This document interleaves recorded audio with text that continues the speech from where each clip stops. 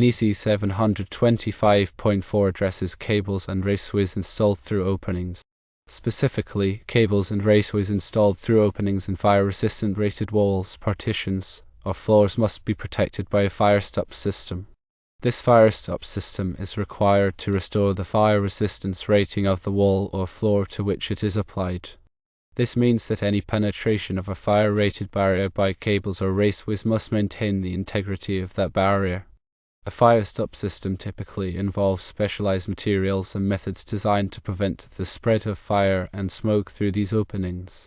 Now let's look at NEC 300.22, which covers wiring in ducts, plenums, and other air handling spaces. Section 300.22 provides general requirements stating that wiring in ducts, plenums, and other air handling spaces shall comply with parts Roman 3 and Roman 4 of Article 422. Critically, wiring is prohibited in ducts or plenums where such ducts or plenums are used as part of the air handling system for environmental air.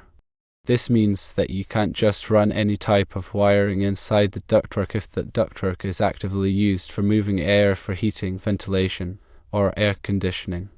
This is because of the potential for the wiring to contribute to the spread of fire and smoke in the event of an electrical fault. Section 300.22b focuses on conductors and cables. It states that conductors and cables installed in ducts or plenums must be listed as suitable for such use. Conductors with solid insulation must be rated 75 degrees Celsius, which is equivalent to 167 degrees Fahrenheit. Other insulated conductors should be rated 90 degrees Celsius, which is equivalent to 194 degrees Fahrenheit. The listing requirement means that the conductors and cables must be specifically tested and approved for use in these environments. The high temperature ratings are necessary because ducts and plenums can experience elevated temperatures, and the wiring must be able to withstand these conditions without degrading. Section 300.22c addresses non-metallic raceways. It specifies that non-metallic raceways exposed to corrosive vapors or gases must be of a material suitable for the conditions. This is important because ducts and plenums can sometimes contain corrosive substances, and the raceways must be able to resist degradation from these substances.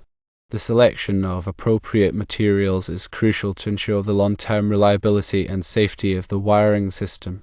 Section 300.22d deals with embedded wiring.